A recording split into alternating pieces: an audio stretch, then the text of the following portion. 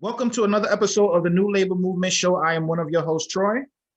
I'm still the other host, Ray. Thanks for joining us this week. We are back for another week of local law, labor, and politics. So let's jump right into it. A couple of things that's coming out. We keep saying local law, labor, and politics. We haven't been able to get into much local really, but honestly, this national stuff affects us here locally as well. As you can see with the new administration and some of the major changes with the NLRB, hopefully that makes some local changes for us, quote unquote, 4-year strike. You know what the good thing about it is every once in a while, I mean, all politics is local, you know, that's where the local power and everything comes from. But it just so happens that, you know, we just came off such a crazy presidential race where, you know, presidential politics and gubernatorial and Senate, and that's like a year and a half. And, you know, then all of a sudden you come to New York City, even though New York City is a big city, like 5-6 months. Like, you won't think about it. We're already in the end of February. It's gonna be March 1st. Yep. And they've had like 1 or 2 debates online. But like, think about it, there's been really no TV coverage about them. It's crazy. I mean, there's really been nothing. So you gotta figure, I gotta imagine once the weather hits, I mean, also we're still in the grips of the pandemic. So I think, you know, it's gonna be another one of those unusual election seasons. But think about it, you haven't heard I have not seen one commercial for any candidate anywhere, not even like New York One, because I watched New York One and Errol Flynn is the guy, Errol Lewis, sorry. And even on his show, you know, you see guys come in and they talk, but like not one like, hi, I'm Scott Stringer and I want to take in, not one commercial. Facebook, think about it. You know how it is, Facebook and Twitter and Instagram, they're very targeted. And I have not seen one political ad for anybody.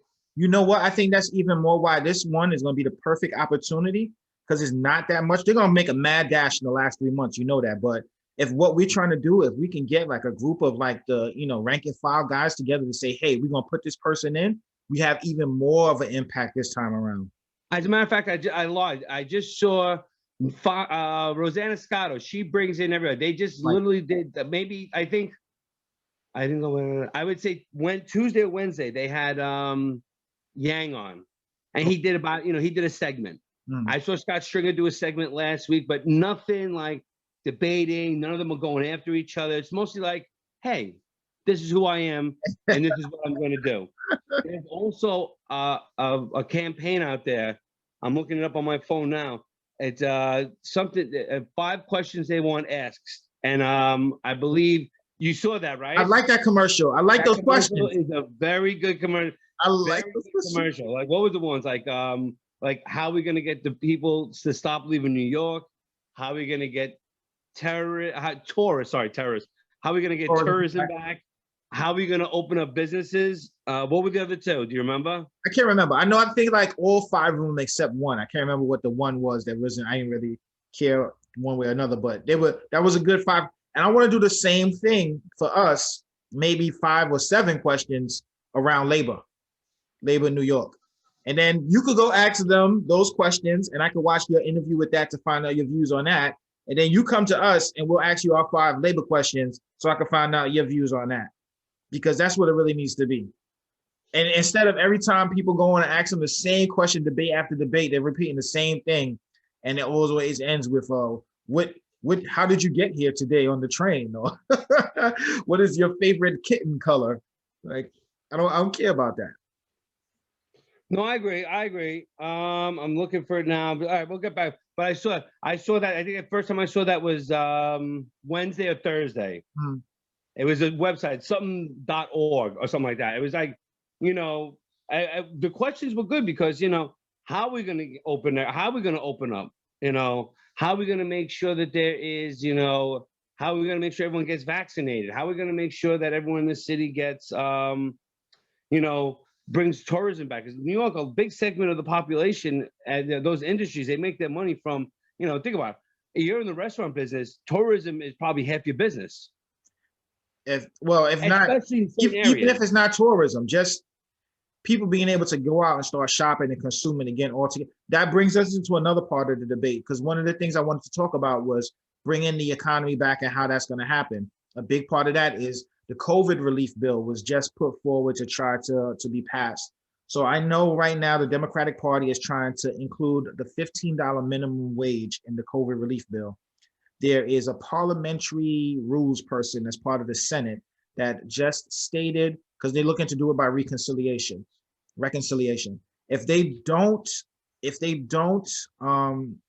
they stated that because it's budgetary, they can't include the $15 minimum wage as part of the COVID relief. It's the part of the Senate. See, in the House, you can vote for anything, but when you're in the Senate, they have parliamentary rules that say you can't. I think you can't add to the deficit and then go through reconciliation. Correct. So that's the reason why that's why the parliamentary said that you can't bring the $15 minimum wage into the conversation. But what I did not know is there's a couple of different ways to get around that where I didn't know they could basically say, okay, we heard your suggestion. Now go sit yourself to the side. We're going to do it anyway. I was like, I didn't know they could get that gangster, for lack of a better words.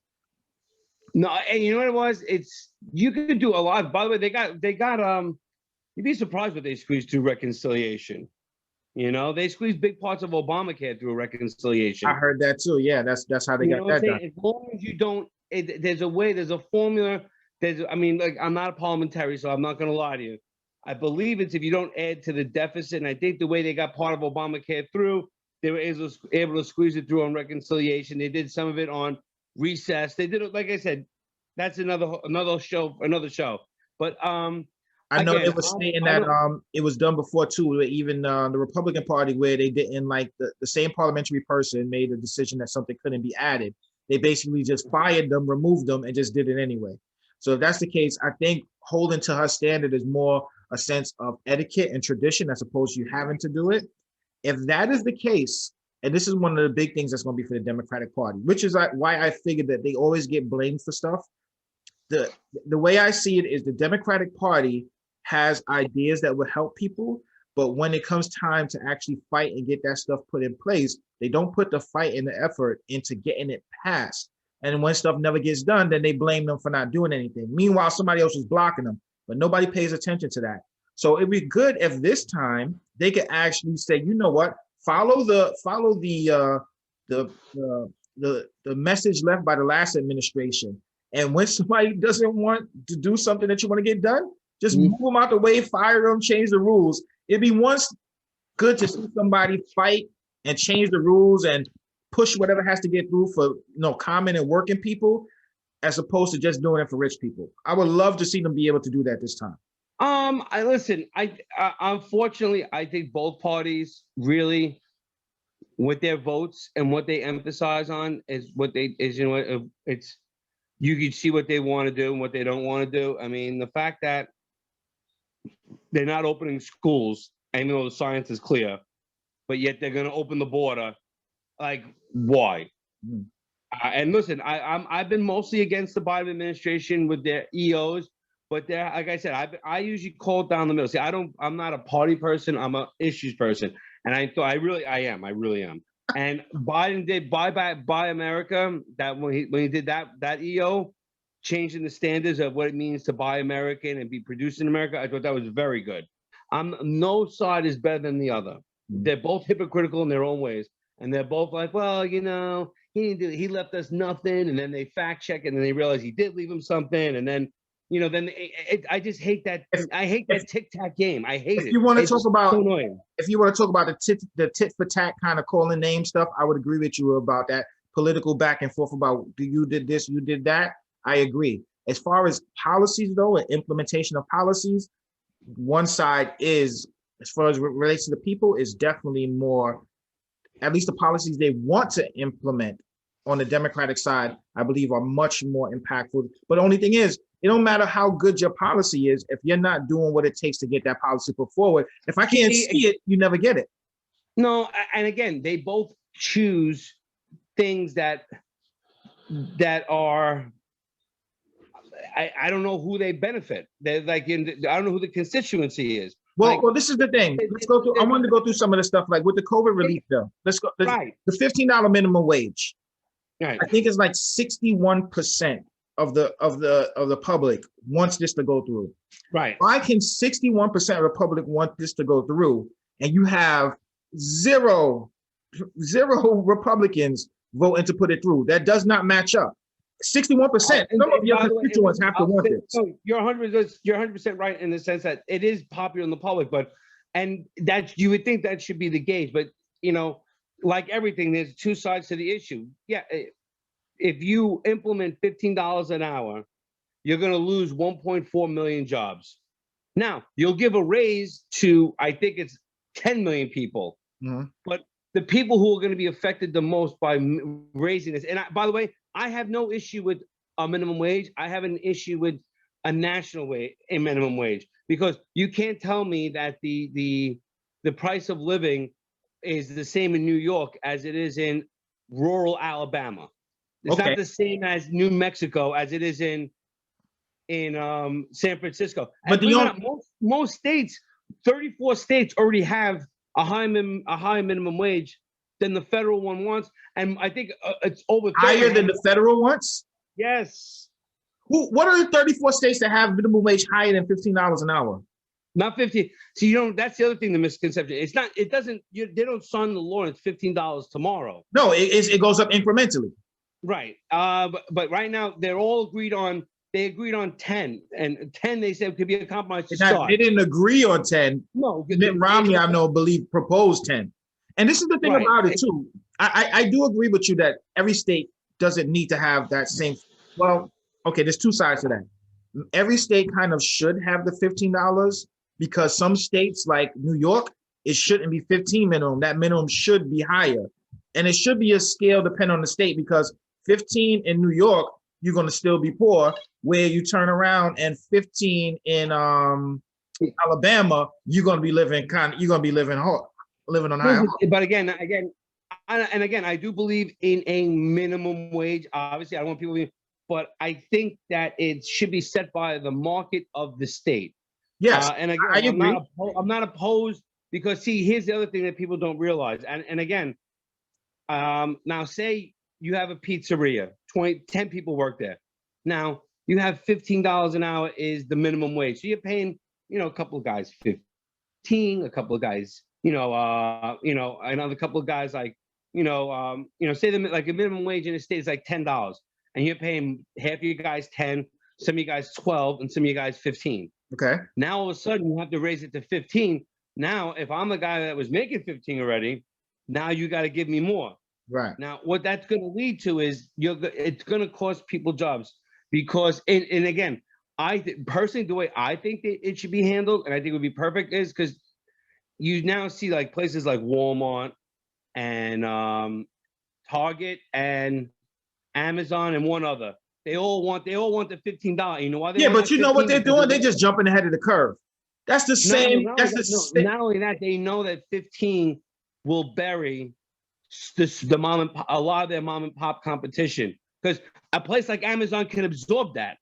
Mm-hmm. Listen, Amazon can pay. That's the next thing too. That's the next thing. Amazon could pay everyone $40 an hour and still make $1 trillion in a year. Right. Now, I think if they were very serious about it, what they would do is they would have like they have with certain bills, like with the union. If you're more than 100, then you're this type of person. You're more than this. They should have it where if you are a company and you hire more than X amount of people, you obviously, or they could go by revenue. You can afford the 15, basically. In other words, they should go by revenue. There has to be a way where it's a sliding scale. Because yes, if you work for Amazon in New York City, they can pay you $25 an hour, no problem. No problem. In my humble opinion. Yeah. But obviously they can't pay that and say but they could probably still pay 15 in Alabama. And maybe if I'm the guy who owns the local, butcher shop, maybe because there's only 8 of us, I can pay 12. You know what I'm saying? Right. There needs to be a sliding scale based upon what the person can pay. Because I can understand that. To me, that ought to be worked out. But the funny thing, the argument on the other side is they're not trying to work that out. They're just saying, don't raise it. It's good. Nobody needs to get the minimum wage increase, which is the BS part. That they're not even trying. They're not saying that either. They're saying they $10 want an hour. His suggestion was $10 an hour. What? $10 an hour. His suggestion was $10 an hour. Well, the reason why is no, but the suggestion is $10 for a national, meaning that Yeah, that's no good. Everywhere. Again, why? In other words, the federal government should be the basement. Yes. But why can't? In other words, $10 an hour. I guarantee, if we looked it up, there's probably 30 states that have it more than $10 an hour already. But that's because that state and that industry can handle it. Right. I want the federal government not to. For me, 10 would be fine as a federal minimum, because I know that what's going to happen is each individual state is going to meet that. Not to mention, $10 an hour is not supposed. I hate to say this, and maybe I'm going to be unpopular saying it, if you're trying to raise a family off a minimum wage job, you probably have bigger issues than, what I'm saying? Like, why would you? It's supposed to be minimum wage. But wait, listen, you know how many people are minimum wage? That's like saying if you're on minimum wage that you can't have a family. And there's only but so many jobs out there. So somebody has to work those jobs, and they're raising families off those jobs. Right. But the problem is that the minimum wage does not meet the production need. Minimum wage is also different than living wage. They're setting a minimum what it should be, but honestly, the living wage should be higher than that. That minimum wage in, say, Alabama that they're going to set is probably going to be what maybe a living wage for them. So they're coming off better because they're going to be at living wage. But honestly, that's what the price probably should be. And what's going to happen, even with the jobs loss, when you increase that minimum wage for these people that are working minimum wage jobs, that money is instantly spent, goes right back into the economy. Our economy works off of buyers and consumers. People are going to purchase more jobs are going to be needed. New industries, new businesses are going to be created because people have more disposable money. So that's going to be even $1 million for a loss. I can just wait for the small uptick to happen to see how many more jobs are going to be created by influx in that minimum wage in there. See, I look at it reverse. I read an article how, everyone likes to quote the places like Denmark and Sweden, Scandinavia. None of those countries have a minimum wage. They also have a super strong union. Ding, ding, ding, ding, ding. Now think about this. By the way, and I think one feeds into the other, and I'll tell you why. I think what happens is if you see it this way, right now in this country, most people who have a union, they have the union because the union negotiates their benefits and their salary. Now, if you have the government telling you this is what you're going to get and this is how much we're going to pay you, there's really not as big a call for a union in the private sector. Now, imagine if they said, hypothetically, I'm thinking outside the box. I'm not saying I'm right, but I'm thinking out of the box. Imagine if they said, you know what, we're not, the United States is not going to have a minimum wage. And then all of a sudden the unions came and said, hey, if you join us, we can get you $15 an hour. To me, if you remove that minimum wage, which the minimum wage for me is more of a starting point, because I agree. There are people through no circumstance of their own, they're working full-time minimum wage jobs with a family. It is what it is. But the vast majority of those people who get those jobs, you're supposed to have it. It's supposed to be a way for you to get introduced into the workplace. Your first job at McDonald's, your first job at the pizza place, your first job in here, there, and anywhere. It gets you in. Those opportunities will not get met because if I have to pay someone $15 an hour, I'm going to pay someone who I think is actually worth something. So I'm most likely going to hire an adult. Right. And you're going to keep these low-skilled people in low-paying jobs. And you're not going to allow newer people to come through. Now, this is the way I think. And I think about it. When's the last time you had a minimum wage job? When I started with the company 20 years ago. Right. Think about it. The last time I got paid minimum wage had to be and after we went on strike. Those two ends. Let me ask you this. I'll ask you this. When you started, you and I probably started minimum wage around the same time. I worked for a place it used to be called Finest. Now it's Stop and Shop. It was Edwards. It had like 7 alliterations in the middle. When you got started, how much was minimum wage? When I don't know how much minimum wage. Mine was $5.50, I think. Really? I'm older than you. When I started, it was $3.35. And I remember it went for like 350, then it went 375, and then yeah, I remember that. And then I remember it stayed at 375 for a while, and then all of a sudden, then was it like 515 at one point? Something like that. And then But it when, was like when it was I think 515, it was just that up until they did it, but up until they did it, like when I first, I guess what was that, 2009 or 10, New York said they were going to do something. I think up to then it was like about what, 750, 775, 725. and then it went to like 9. Every year they got like, it was like 9. And New York City was, see, that's the other thing. New York did it smartly, and I very rarely agree with Mr. Cuomo, except when he gives us great union projects. Other than that, I disagree with him thoroughly. Listen, I get the man puts money on my table. I and I vote for him. I vote for him. Okay, here you go, Mr. Cuomo. But they did it smart, and New York was always, there was a New York region, as in Manhattan, New York region. We reached $15 an hour like 3 years or 2 years before the rest of the state did. Correct. And that is, see, I also think the federal government could do something like that with the minimum wage. Like, But that's what they have planned, though. That's what they have planned. They're not going to just drop it. It's supposed to increase incrementally. no, but I think it should be incrementally and different increments for different tiers. Different states. Right. In other words, even different states, different localities. Because think about it, if you want to be honest, I mean, even if you go to like, I'm sure you can find someplace bubble North California, which is, you know, people think California is, you know, LA and San Francisco. But, you know, you go like 40, 50 miles north of there, you're in the middle of like you're in the middle of the woods. I'm sure their economy is not the same. Yeah, exactly. And as they said, like they said, $15 an hour sounds good, but $15 an hour in California isn't getting you nowhere. You're broke at $15 an hour. Right.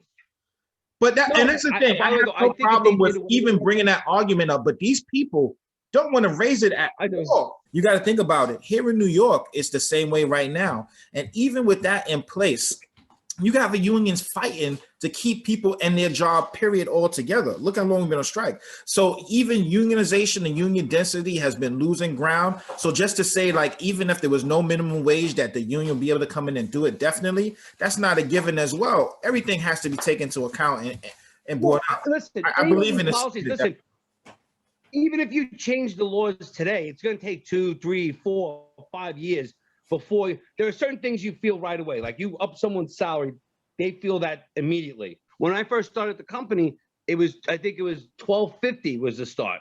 And then then as I was getting ready, then I went to a 4th level and I was waiting. But yeah, there were still people who work at 2nd and 3rd level that as New York City was bumping them up, they were getting the raises. What do you think? Yeah, I remember I was part of that. What do you think about, I know the minimum wage bill is part of it, whether they should do it separately now or just try to force it in, I'm not sure. No. But also the good thing about it is that COVID relief bill is going to be part of it anyway. It seems like I'm not sure about the Republican Party, but it seems like a lot of people like mostly everything in that bill. I think everyone is on board, both sides of the aisle, they want like vaccines, schools, schools. By the way, a lot of that school, if you look at the way that's written, a lot of the school money is not even like for this year, it's for the next year and the year after. I mean, to me, that's a kind of like a payoff to the teachers union, but that's another whole story. I mean, they still have money from the old bill they still haven't spent. I think where people get upset is, and where it starts to go on a divide, where you start bailing out local governments. And I think a lot of people, most people are saying, well, if you're going to bail this one out, you got to bail me out.